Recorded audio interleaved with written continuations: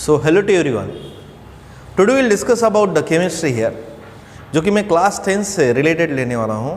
Class 10 में अगर आप देखते हो तो inorganic, physical and organic chemistry are there. तो in the case of the inorganic will discuss about the metals and non metals here, which is quite very simple. बहुत simple है. अगर केमिस्ट्री को आपको जानना है तो याद रखिए, यकीन मानिए आप 7 फाउंडेशन से आपका प्रिपरेशन स्ट्रांग होना चाहिए. याद रखिए, ठीक है. केमिस्ट्री से related periodic table, bonding, structure, हर चीज़ आपको समझ में आना चाहिए तो आप एंजॉय कर पाओगे केमिस्ट्री को. फिर अदरवाइज ये बहुत हार्ड जाएगा. ठीक है. तो केमिस्ट्री के बारे में, केमिस्ट्री है क्या चीज़, फिर केमिस्ट्री की ब्रांच क्यों डेवलप हुआ. ठीक है. अब बीएससी में मेरा फिजिक्स केमिस्ट्री मैथ रहा, तो जितना भी मेरे को अच्छे से केमिस्ट्री का मैकेनिज्म्स आते हैं, जितने भी मेरे को आइडियाज़ है केमिस्ट्री के बारे में, मैं वो आपको ईमानदारी से देने का ट्राई करूँगा. ठीक है. लेकिन याद रखिए, परफेक्शन होता है. ठीक है. अब मेरा फिजिक्स है तो डेफिनेटली केमिस्ट्री भी उतना ही स्ट्रांग है. फिजिक्स होने के लिए आपको मैथमेटिक्स और केमिस्ट्री बहुत स्ट्रांग होना चाहिए, तभी जाके कमांड आता है फिजिक्स पे. अदरवाइज फिर कमांड नहीं आ पाएगा. ठीक है. तो स्टार्ट करते हैं मेटल्स एंड नॉन मेटल्स के बारे में. तो मेटल्स क्या है और नॉन मेटल्स क्या है, इससे पहले मैं स्टार्टिंग से आपको पढ़ाऊंगा कि बिग बैंग क्या है. So big bang theory. So big bang theory में क्या हुआ. ठीक है. यूनिवर्स जो अननोनली सिंगुलैरिटी में समाया हुआ था, हर चीज़ सिंगुलैरिटी में थी. ठीक है. अगर आपको यूनिवर्स को देखते हो तो ये जो मेरा यहाँ पे स्टाइलस है, वहाँ पे जो टिप है ना, उसमें ही पूरा यूनिवर्स था पहले, और सडनली एक्सपेंशन हो गया, एक्सप्लोड हो गया. एक्सप्लोड होने का कारण क्या हो गया. ठीक है. जब एक सुतली बॉम्ब फटता है या फिर अगर आप फटाका फोड़ते हो तो उसमें से क्या होता है, एक्सप्लोजन होता है, एक्सपांशन ऑफ द गैसेस होता है. Is that right. So in the expansion of the gases, what happening there? There is molecules who are just moving away from the each other. Am I right? So heat energy always जो molecule को कभी पास रहने नहीं देती, वो molecules की kinetic energy को increase कर देती है, impact कर देती है. Is that right? तो यहाँ पे हो रहा क्या है कि जब बिग बैंग फॉर्म हुआ था, जो पूरा जो यूनिवर्स जो समाया हुआ था इस स्टाइलस पेन के टिप के सिंगुलैरिटी पे. ठीक है. जैसे ही बिग बैंग होता है, क्या हो रहा है कि पूरा यूनिवर्स एक्सपांड होने लगा और heat tremendously million degree. Okay. इतना स्ट्रांगली वहाँ पे टेम्परेचर था. ठीक है. अब उसके कारण क्या होगा, एक्सपांशन हो गया. So that's why universe is expanding. ठीक है. It's equal to the speed of the light. So we can't reach the another galaxy. Okay. अगर मैं गैलेक्सी की तरफ जाना चाहूँगा जो कि पैरेलल मोशन में, तो कभी पहुँच ही नहीं पाऊँगा. पता है. ठीक है. क्योंकि सबसे ज़्यादा अगर आप देखते हो तो fix value maximum possible velocity कितना है, that is the velocity of the light. तो उतने से ही यूनिवर्स एक्सपांड हो रहा है. ठीक है. क्लियर. अब इसके बारे में स्टडी करते हैं कि बिग बैंग में फॉर्म क्या हुआ. हर जगह पे एनर्जी थी, हर जगह पे. ठीक है.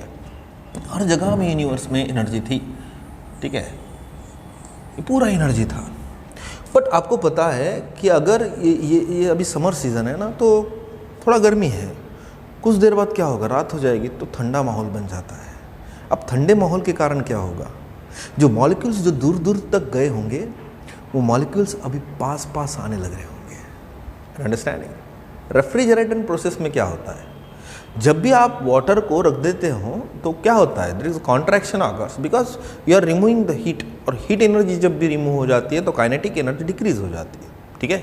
यह हायर लेवल का टॉपिक है, मैं बाद में उसको आपको समझाऊंगा. But don't worry, this is belongings to 9th and 10th. So आप अच्छे तरीके से इसको समझ लो. हो रहा क्या है कि जब पहले बिग बैंग था तो हर एक डायरेक्शन में एनर्जी थी ना. But after the some time universe gets cooling. अब कूलिंग की वजह से क्या होगा, हर एक जो वहाँ पे जो एनर्जी थी, कॉन्ट्रैक्शन की वजह से यही एनर्जी कन्वर्ट होने लगी मास. क्लियर. यही एनर्जी किस में कन्वर्ट होने लगी, मास. पहले फॉर्म हुए क्वार्ट्स की वजह से क्या फॉर्म हुए, प्रोटॉन, न्यूट्रॉन. और प्रोटॉन न्यूट्रॉन इंटरेक्शन से क्या फॉर्म हुए, इलेक्ट्रॉन फॉर्म हुए. Is that right. और वही इलेक्ट्रॉन जो कि निगेटिवली चार्ज पार्टिकल होता है, प्रोटॉन पे पॉजिटिव होता है, और दैट्स वाई वो इलेक्ट्रॉन घूमने लगे और जिसके कारण एटम फॉर्म हुए. और एटम, एक एटम को तो मास है, इलेक्ट्रॉन को मास है, तो मुझे बताएंगे एटम को मास नहीं होगा क्या, होगा ही होगा. ठीक है. न्यूट्रॉन को ज़्यादा मास होता है. सबसे ज़्यादा मास अगर मेरे बॉडी को मिला है तो न्यूट्रॉन की वजह से मिला है.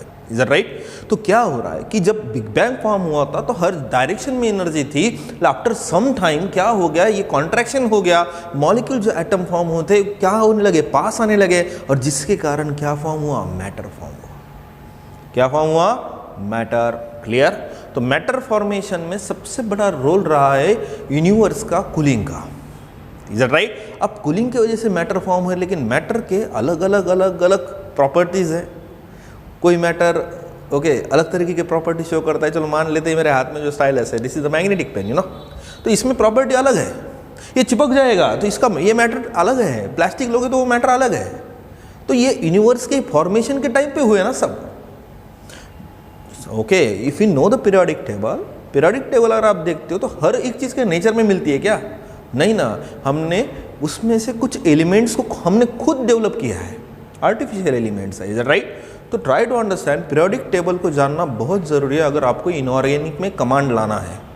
ठीक है, इनऑर्गेनिक केमिस्ट्री अगर आपको करना है सही से, तो यकीन मानिए आपका periodic table, atomic number, electronic configuration, bonding, ये सब परफेक्ट होना चाहिए, अदरवाइज फिर ये बहुत हार्ड जाएगा। Is that right? तो केयरफुली ऑब्जर्व करो, जो बिग बैंग फॉर्म हुआ था, अब बिग बैंग में से तो खाली एनर्जी ही थी और कुछ देर बाद इसका कॉन्ट्रैक्शन होने लगा, जिसके कारण क्या होगा, हर एक जो एटम फॉर्म हुए थे, क्वार्ट्स फॉर्म हुए थे, क्वार्ट्स की वजह से एटम फॉर्म हुए थे, और एटम की वजह से मॉलिक्यूल्स, और मॉलिक्यूल्स जब अटैच हो जाते हैं तो पार्टिकल्स फॉर्म होते हैं, और पार्टिकल से मैटर बनता है, और मैटर में 3 टाइप्स होते हैं। एक होता है मेटल्स, दूसरा होता है नॉन मेटल्स, और तीसरा होता है मेटलॉइड्स। क्लियर? Idea clear? अब इसमें से हम 2 ही चीज़ें के बारे में अच्छे से डेप्थ में स्टडी करेंगे, मेटलॉइड्स के बारे में बाद में डिस्कस करेंगे। Is that right? तो मेटल्स क्या होते हैं और नॉन मेटल्स क्या होते हैं, will study in this lecture. इससे पहले भी मैंने एक वीडियो अपलोड किया था, बट वो जरा ज़्यादा ही लेंथी हो गया था, फिजिकल प्रॉपर्टी पे ज़्यादा ही मैंने फोकस किया था और इधर उधर की बातें भी बहुत की, तो so that's deleted. Is that right? तो केयरफुली ऑब्जर्व करो कि मेटल्स और नॉन मेटल्स क्या है, today will discuss. This is useful for the 9th, this is useful for the 10th, and this is useful for the 11th and 12th also। तो हर एक जो student है, किधर से भी बिलोंग करता है, याद रखिए वो देखना चाहिए। ठीक है, शेयर करो, सब्सक्राइब करो, पैसा आएगा। ठीक है, चलो छोड़ देते हैं इस बात को। Now we have to move on next, we have to discuss the physical properties. So physical properties को डिस्कस करेंगे इन द डेप्थ। डेप्थ में इसको डिस्कस करेंगे, तो आप कभी पढ़ी नहीं हो, आपको ओरिजिनल नहीं मिला है, याद रखिए, यकीन मानिए मैं कभी झूठ बात नहीं करता हूँ। ठीक है, चलो डिस्कस करते हैं, फिजिकल प्रॉपर्टीज़ को अंडरस्टैंड कर लेते हैं। ठीक है, अब फिजिकल प्रॉपर्टीज में पहली प्रॉपर्टी क्या है, मेटल्स आर सॉलिड। मेटल्स क्या है, सॉलिड स्ट्रक्चर में ही दिखाई पड़ते हैं। ठीक है, वो बट एक्सेप्ट मर्क्यूरी तो आपको मालूम है लिक्विड है। Clear? But density tremendous high है, उसमें आयरन भी नहीं डूबता है। ठीक है, तो metals are solid, why they are solid, पूरा समझाता हूँ, केयरफुली अंडरस्टैंड करो। क्या होता है कि मेटल में जो एटम्स होते हैं, they are closely packed to each other. Closely packed, they makes the bond strong, वो बहुत बॉन्ड को स्ट्रॉन्ग बना देते हैं। ठीक है, so that's why there are the 3 states, कौन से, solid, liquid and gases. Clear? But in the case of the metal, जब मैं मेटल लेता हूँ तो वहाँ पे एटम्स एक दूसरे के साथ बहुत स्ट्रांगली बॉन्ड बना देते हैं।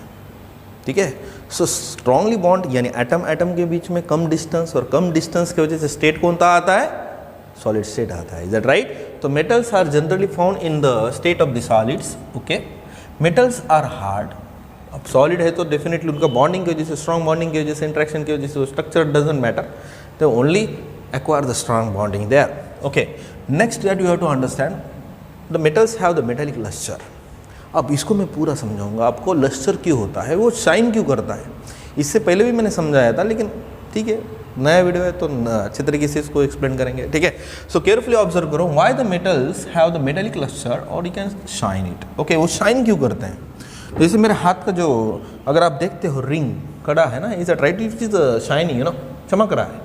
तो ये चमक क्यों रहा है, बोलोगे आप Rahul, reflection of the light, this is the part of the physics, वो फिजिक्स का पार्ट है।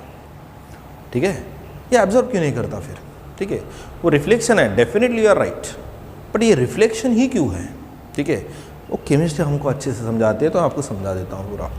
केयरफुली ऑब्जर्व करो क्या होता है, जनरली पूरा समझाऊंगा पहले सिरे से, वीडियो थोड़ा लेंदी होगा, बट उसको कभी आप स्किप मत करो, आपको इजीली समझ में आएगा। ठीक है, सो मेटल्स क्या है, what do you mean by the metals here. हाँ, आपने बुक में डेफिनेशन लर्न किया होगा, मेटल्स और दो substances which are electropositive in the nature. Oh, electropositive, they are electropositive. Why they are electropositive? Can you think about that? Definitely you are not thinking. Okay, you are acquiring for only mark, you know. ठीक है, आप mark के पीछे भागोगे तो आपको कभी नहीं मिलेगा. आप नॉलेज के पीछे भागो, ऑटोमेटिक मार्क्स डेवलप हो जाएंगे. ठीक है, तो मेटल्स क्या है? मेटल्स आर जनरली अगर आप देखते हो तो क्या होते हैं? Electropositive. Why they are electropositive in the nature? Why? But if you take this, generally अगर आप देखते हो तो electropositive nature क्यों है? Because in the valence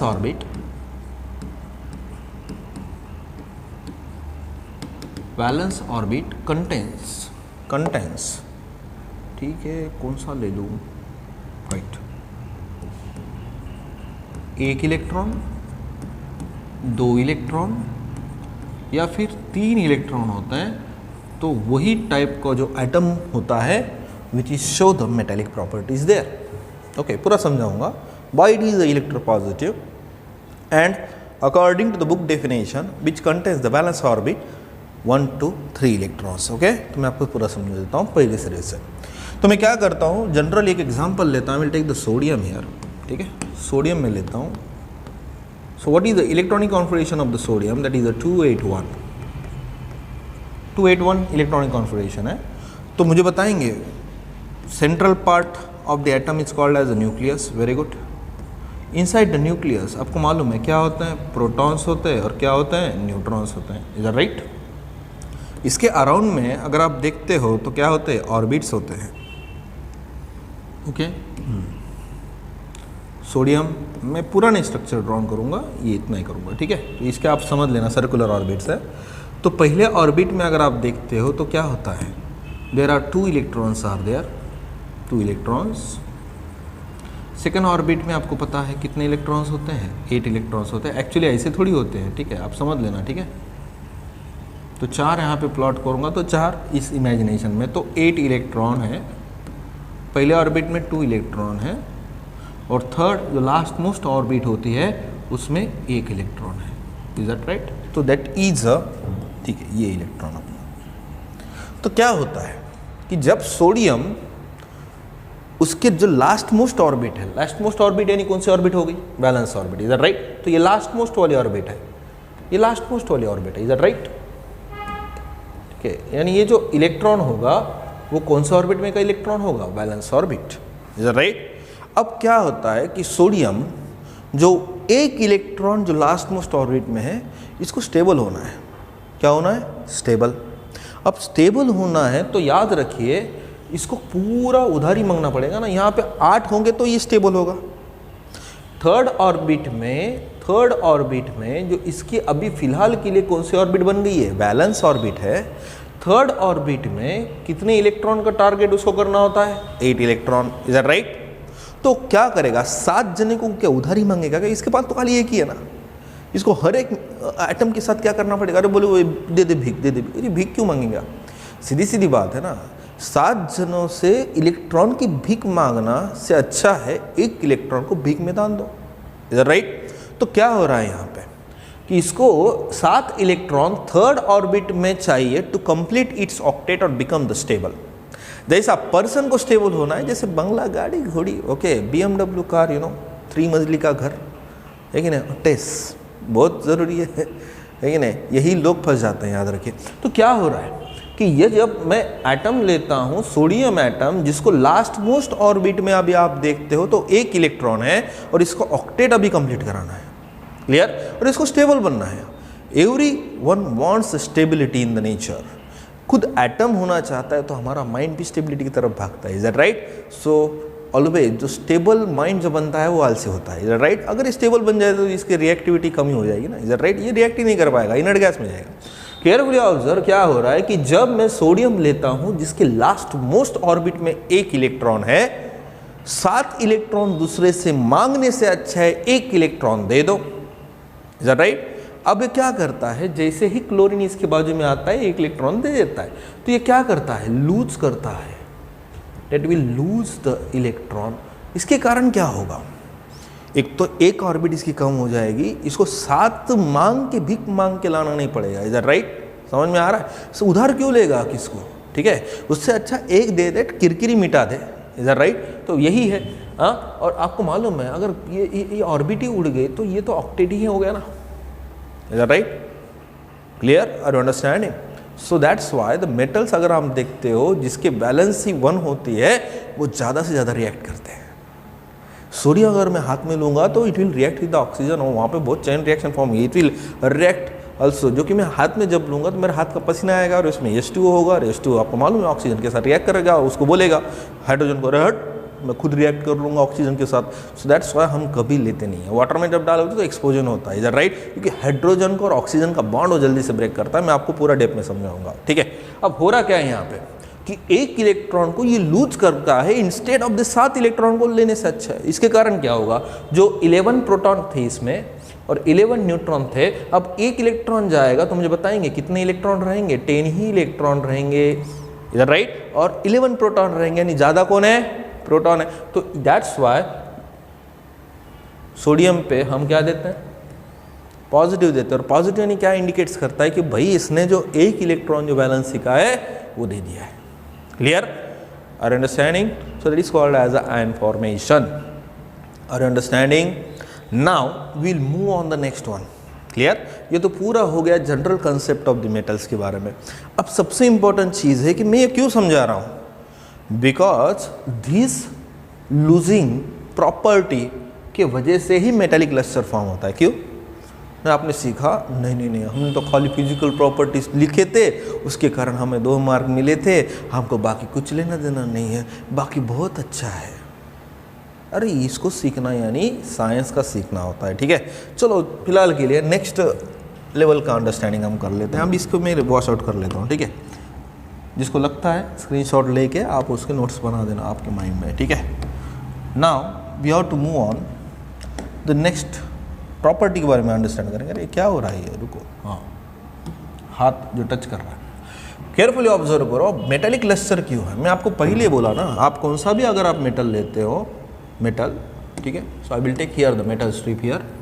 now this is a metal strip, you know, and इसमें आपको पता है कि जो लूजली बाउंड इलेक्ट्रॉन होते हैं वो छूट जाते हैं, क्योंकि मेटल्स क्या होता है? इलेक्ट्रॉन को लूज करता है। इधर राइट?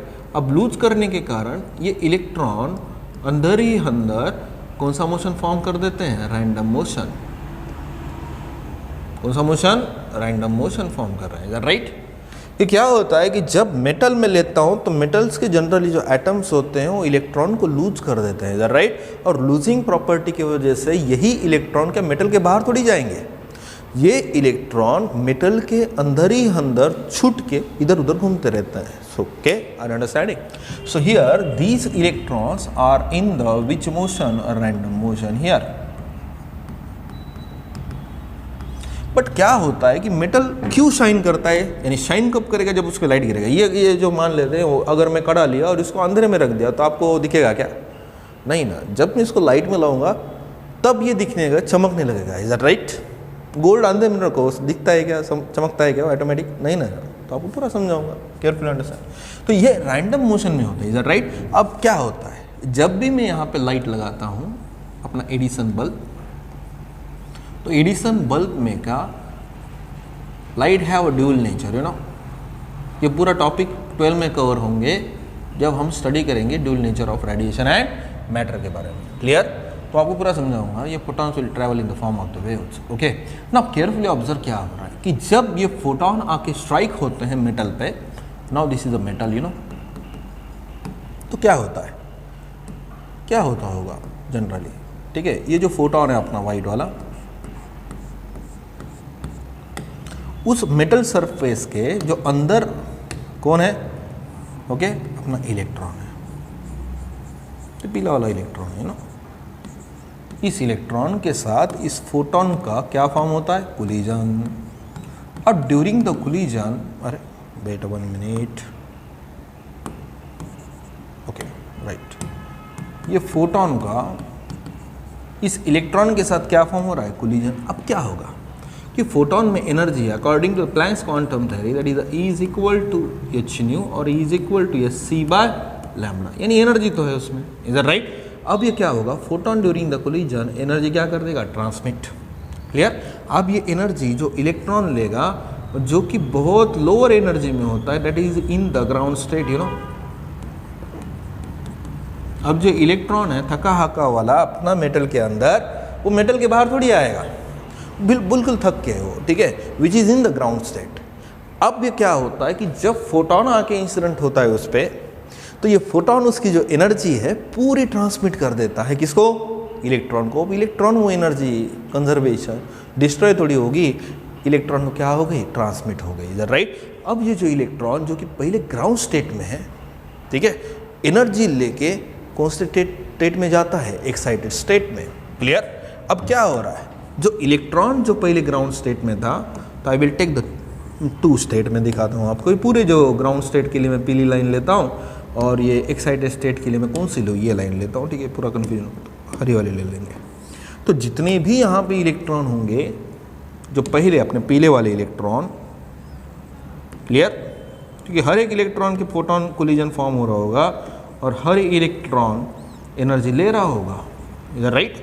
अब क्या हो रहा है कि जैसे ही एनर्जी यहाँ पे स्ट्राइक हो जाती है, ठीक है, ये इलेक्ट्रॉन विल जंप फ्रॉम, ये पीले वाली अपनी ग्राउंड स्टेट है, I will take the GS, ठीक है, ground state, lower state you can say, और जो अपनी ग्रीन वाली है I will take the ES, that is the excited state, you know. Clear. जहाँ पे एनर्जी मैक्सिमम और यहाँ पे एनर्जी मिनिमम है, तो क्या होगा, ओके, कहाँ पे है, ओके।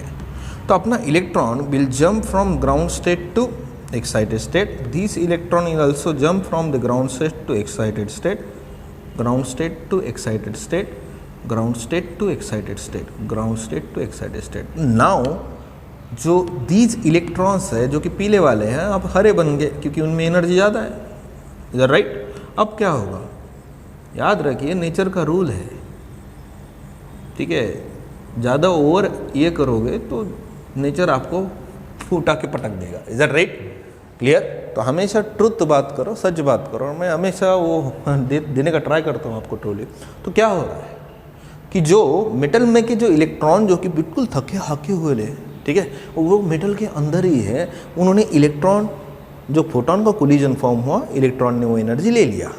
अब क्या हो गए, जो इलेक्ट्रॉन अभी जो जंप किया from the ground state to excited state, लेकिन नेचर का रूल है ज़्यादा देर तक टिक नहीं पाता, याद रखिए, इसलिए हवा में नहीं उड़ना, ठीक है। अगर आप देखते हो तो ये ground state to excited state में जा रहा है, इधर राइट, लेकिन ज़्यादा देर तक up to 10 to the power -9 second और उससे भी वैल्यू कम ले सकते हैं, यानी ये माइनस की वैल्यू बढ़ सकती है, इधर राइट।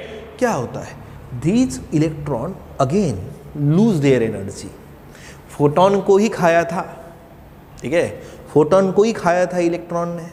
अब वो दिखाया वाला दिखेगा क्या आपको, आ करके डायनासोर के वैसा इमेजिन करो ना, कि फोटोन को ही खाया था और फोटोन को ही क्या कर देते हैं, इमिट कर देते हैं, इज दैट राइट। तो क्या हो रहा है कि जब ये electron ground state to excited state चले गए, लेकिन ज़्यादा देर तक ये ट्रांजिशन होता नहीं है, यानी टिक नहीं पाते हैं, again they are jump towards the ground state here.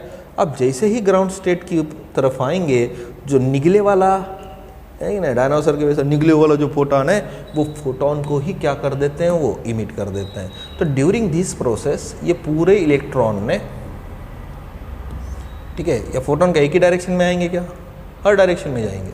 So what happen, these electrons we are capturing the photon energy, so definitely they will emit this energy also. Clear.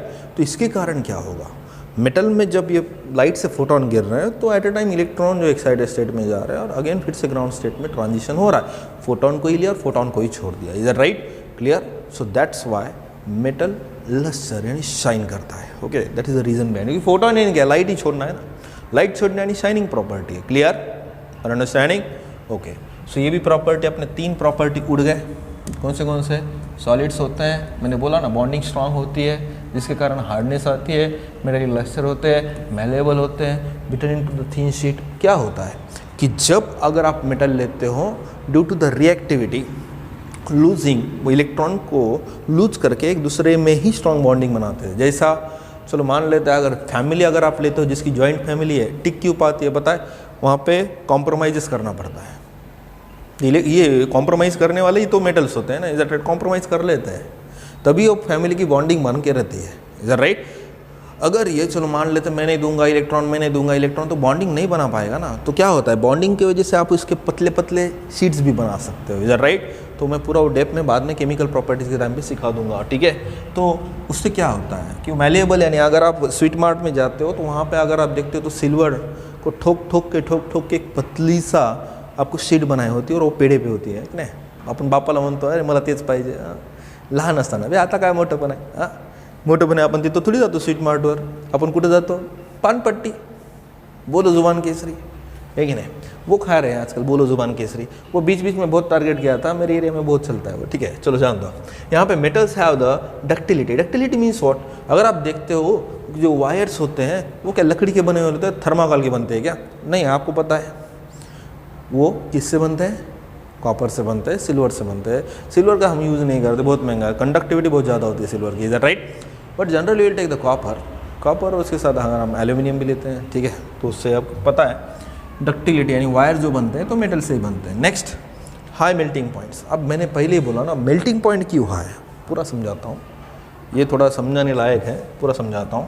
क्योंकि अभी तक आपने क्या किया, आपने खाली रट्टा ही मारा है केमिस्ट्री का, ठीक है।